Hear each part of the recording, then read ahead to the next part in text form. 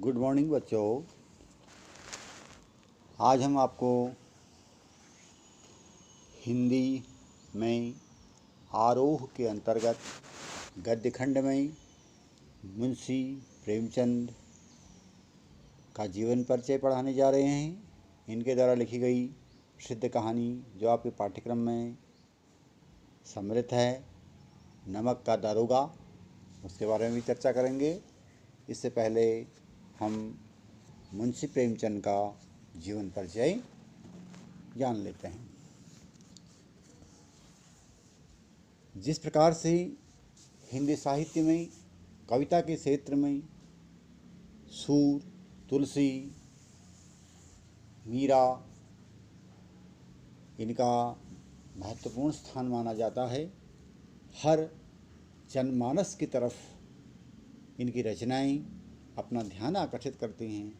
ठीक इसी प्रकार उपन्यास और कहानी के क्षेत्र में प्रेमचंद जी का भी महत्वपूर्ण योगदान है। प्रेमचंद ने अपने उपन्यासों और कहानी के द्वारा समाज के प्रत्येक वर्ग के पाठक को अपनी ओर आकर्षित किया है। उन्हें जहां उपन्यास सम्राट की उपाधि से नवाजा गया है, वहीं उन्हें कलम का सिपाही भी कहा जाता है। एक प्रसिद्ध कहानीकार के रूप में भी प्रेमचंद जाने जाते हैं। इनका जन्म 31 जुलाई 1880 ईस्वी को उत्तर प्रदेश में वाराणसी के निकट लमही नामक गांव में एक कायस्थ परिवार में हुआ था। इनका मूल नाम धनपत राय था। इनकी प्रारंभिक शिक्षा गांव में ही हुई। बचपन में ही इनके पिता का निधन हो गया, जिस कारण संपूर्ण परिवार की जिम्मेदारी इनके कंधों पर आ गई। हाई स्कूल करने के बाद ये प्राइमरी स्कूल में एक अध्यापक का कार्य इन्होंने किया और नौकरी करते हुए इन्होंने स्नातक की परीक्षा उत्तीर्ण की और शिक्षा विभाग में डिप्टी कलेक्टर्स ऑफ स्कूल्स नियुक्त हो गए। किंतु 1920 ईस्वी में गांधी जी के प्रभाव में आकर असहयोग आंदोलन में कूद पड़े और इन्होंने फिर साहित्य लेखन के माध्यम से देश सेवा का संकल्प लिया। ये उर्दू में भी लेखन कार्य किया करते थे। उर्दू में जब इन्होंने लेखन कार्य किया तो इन्होंने अपना नाम नवाब राय के नाम से यह रचनाएं किया करते थे और हिंदी में जब हिंदी में लिखते थे तो प्रेमचंद के नाम से लिखा करते थे और बाद में प्रेमचंद के नाम से ही जाने लगे। इन्होंने हंस पत्रिका का संपादन किया। 8 अक्टूबर 1936 ईस्वी को इनका निधन हो गया।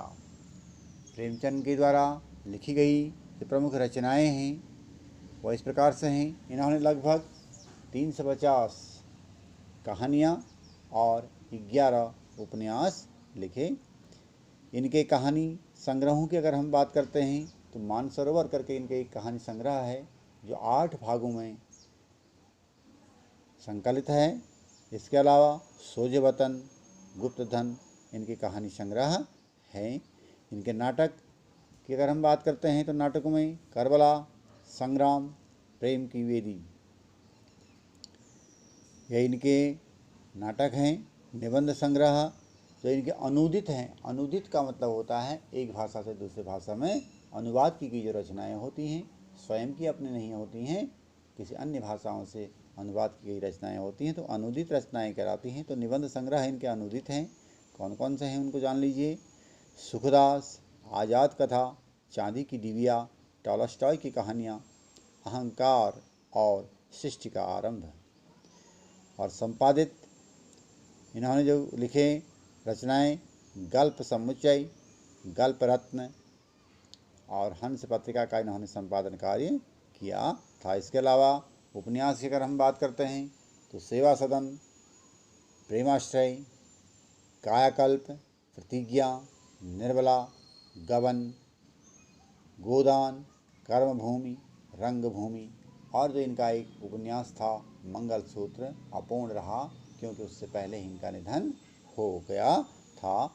इनकी अगर हम साहित्यिक विशेषताओं की बात करते हैं तो इनकी साहित्यिक विशेषताओं में इनका जो एक अपने रचनाओं का या साहित्य का प्रमुख विषय था वह राष्ट्रीय जागरण और समाज सुधार।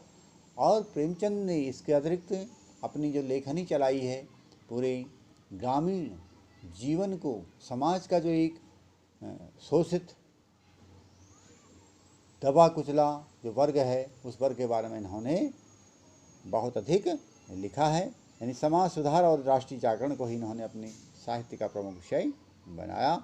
इसके अलावा इनकी रचनाओं में जीवन के आदर्श और यथार्थ दोनों रूप देखने को मिलते हैं कि एक जीवन का आदर्श कैसा होना चाहिए, किस प्रकार से हम अपने आदर्श जीवन को जी सकते हैं, किसी के बहकावे में आए बिना अपने जीवन को आदर्श किस प्रकार से बना सकते हैं, और एक वास्तविक जो एक चित्रण है समाज का उसको इन्होंने प्रस्तुत किया है। इसके अलावा किसानों, गरीबों, शोषितों और जो दलित समाज हैं उस समाज की व्यवस्था का मार्मिक चित्रण इन्होंने किया है। इन्होंने समाज में व्याप्त अनेक बुराइयों पर भी इन्होंने लेखन कार्य किया है। अगर हम इनकी भाषा शैली की बात करते हैं तो प्रेमचंद की भाषा हिंदी उर्दू मिश्रित भाषा है और इसके अतिरिक्त इन्होंने अपनी भाषा में स्थानीय शब्दों का भी प्रयोग किया है।